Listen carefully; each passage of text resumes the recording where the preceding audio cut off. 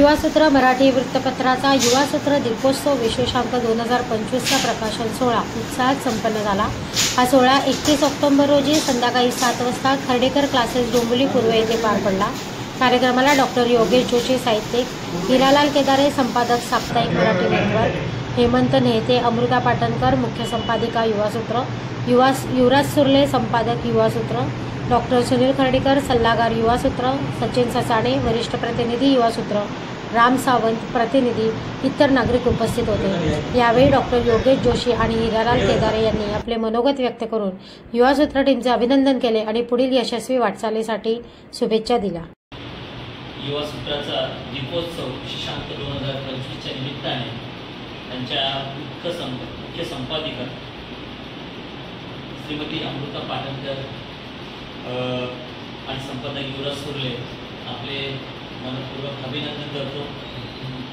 आज डिजिटल युगाच्या कार्यकाळात आपण लेखणीला महत्त्व दिलं आणि दिवाळी विशेषांक आपण त्या ठिकाणी प्रकाशित केला, त्याबद्दल आपले अभिनंदन।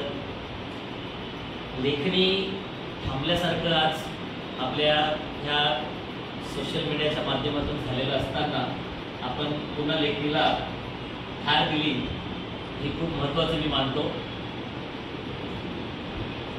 आपला दिवाळी सण हा जसा फटाक्याने फराळाने साजरा केला जातो, तसाच तो दिवाळी विशेषांकाने साजरा करण्याची प्रथा खूप वर्षापासून साहित्यिकांमध्ये होती। डोंबिवली शहर हे तर साहित्यिकांचंच, लेखकांचं, कवींचं, इथे मोठे मोठे अखिल भारतीय नाट्य साहित्य संमेलन या ठिकाणी झालेले आहेत। हा एवढा मोठा वसा असताना डोंबिवली शहरामध्ये अमृता पाटणकर आणि युवराज सुर्ले हे दोघं एकमेकाच्या खांद्याला खांदा लावून हा युवासूत्राचा दीपोत्सव दरवर्षी अंक प्रकाशित करतात, त्याबद्दल त्यांना मी शुभेच्छा देतो, अभिनंदन करतो। आणि पुढील काळात देखील त्यांनी आपली ही जी प्रथा आहे तिला अजून द्विगुणित करावी। ह्या कार्यकाळात देखील अंक काढू शकतो, तो प्रेक्षकांपर्यंत जाऊ शकतो, प्रेक्षकाला वाचू शकतात, अनेक लेखक कवी ह्या ठिकाणी आपले मत मांडू शकतात, ही महत्त्वाची गोष्ट आहे। आणि असं सुरू ठेवावं, मी त्यांना पुन्हा दिवाळीच्या शुभेच्छा देतो, सहकार्य लागेल त्याच्यासाठी आम्ही सदैव त्यांच्या सोबत असू अशी ग्वाही देतो। सर्वांना दिवाळीच्या पुन्हा एकदा शुभेच्छा।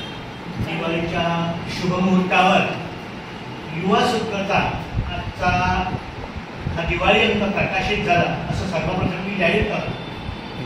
खरं म्हटलं तर महाराष्ट्राला 105 वर्षांची परंपरा दिवाळी अंकाची लाभलेली आहे। मौजचा 104वा दिवाळी अंक, 4 वर्ष मौज जिंकला, अशा पद्धतीचं सांस्कृतिक वातावरण महाराष्ट्रामध्ये आहे। आणि असं म्हणतो आपण की पुणा ही महाराष्ट्राची सांस्कृतिक राजधानी आहे आणि गेल्या काही वर्षामध्ये डोंबिवली त्याच पावलावर पाऊल ठेवून महाराष्ट्राची सांस्कृतिक उपराजधानीकडे वाटचाल करत आहे। अर्थात याचं कारण जे डोंबिवलीमध्ये असलेलं सांस्कृतिक, सामाजिक, शैक्षणिक वातावरण आणि याच वातावरणातला एक भाग म्हणून दिवाळी अंक डोंबिवलीमधून प्रकाशित केले जातात।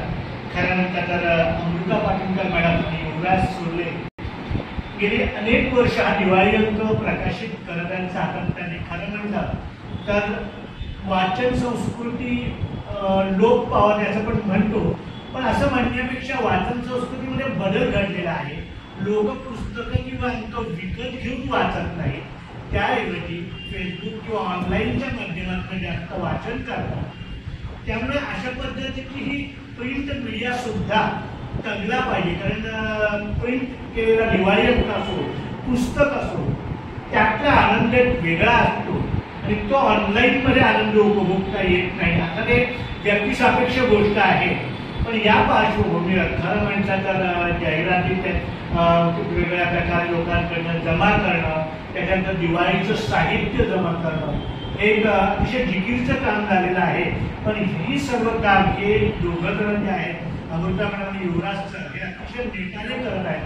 अंकाचं एकूणच स्वरूप बघितलं तर उत्तम कविता यामध्ये आहेत, पर्यावरण विषयक, वाचन विषयक, सामाजिक विषयांवर वेगवेगळे लेख अंकामध्ये आहेत. त्याचप्रमाणे मान्यवरांच्या कथा सुद्धा अंकामध्ये आहेत. त्यामुळे खऱ्या अर्थाने एक वाचनीय फराळ दिवाळी अंकाच्या निमित्ताने होणार आहे. त्यामुळे या माध्यमांना मी आवाहन करतो, प्रत्येकाने ऑनलाईन पेक्षा हा अंक विकत घेऊन जाता, आपल्या विशेष करून आपल्या मित्रपरिवाराला, आपल्या पुढच्या पिढीला त्यांच्या हातामध्ये बक्षीस म्हणून, गिफ्ट म्हणून, बाकीच्या वस्तू म्हणून हा नक्की द्यावा, जेणेकरून ही वाचन चळवळ सुरू राहील आणि वाचन कलेला हातभार पुन्हा एकदा संपादक वहींचं अभिनंदन करतो. धन्यवाद.